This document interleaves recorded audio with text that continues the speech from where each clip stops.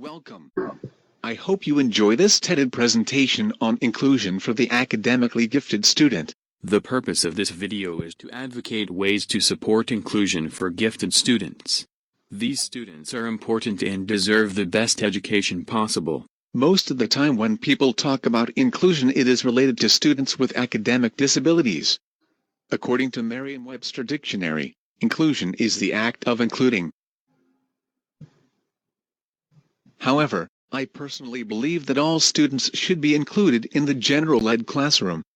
That is, with a disability or if they are academically gifted. This brings me to my first point. All students should have a feeling of belonging in the general ed classroom. It's true that we're all different and have our own individual needs, but we belong together in the same class.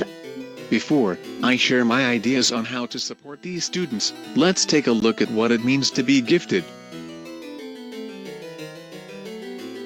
Academically or intellectually gifted students perform or show the potential to perform at substantially high levels of accomplishment when compared with others of their age, experience, or environment. Academically or intellectually gifted students exhibit high performance capability in intellectual areas, specific academic fields, or in both the intellectual areas and specific academic fields. Academically or intellectually gifted students require differentiated educational services beyond those ordinarily provided by the regular educational program. Outstanding abilities are present in students from all cultural groups, across all economic strata, and in all areas of human endeavor.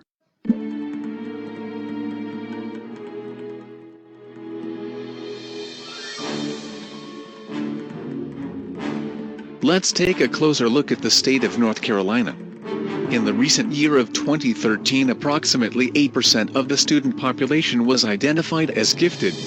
This 8% deserves a fine quality and challenging education. Wouldn't you agree? This has brought me to my second point. Gifted students are deserving of proper differentiation. They need this support to continuously grow. Now, I know I want my students to feel included, but I also want to differentiate my instruction to meet their individual needs. I can support their needs in a variety of ways, which leads me to my next point. Co-teaching is a great solution. Co-teaching is when two or more people share the responsibility of teaching some or all of the students assigned to a classroom. It involves the distribution of responsibility among people for planning, instruction, and evaluation for a classroom of students.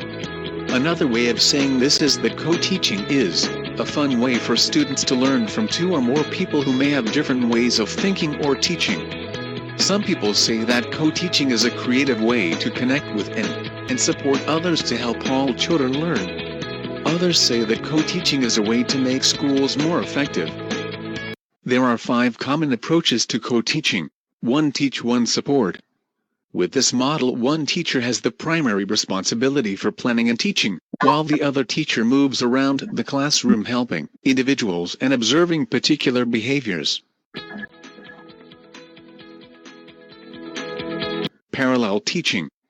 In parallel teaching, the teacher and supporting teacher plan jointly but split the classroom in half to teach the same information at the same time.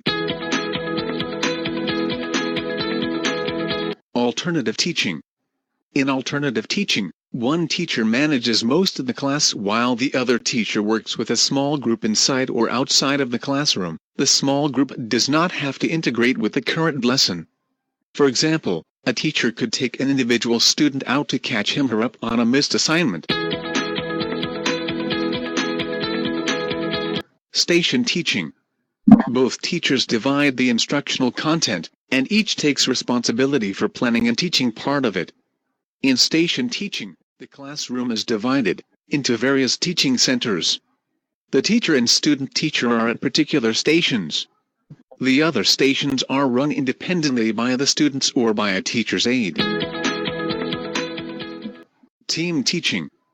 Both teachers are responsible for planning, and they share the instruction of all students. The lessons are taught by both teachers who actively engage in conversation, not lecture, to encourage discussion by students. Both teachers are actively involved in the management of the lesson and discipline. We've talked about the importance of including all students in the general ed classroom and also about the importance of supporting gifted students. I have shared with you my solution to meeting their unique needs. Now, I am relying on you to go out there and support your students.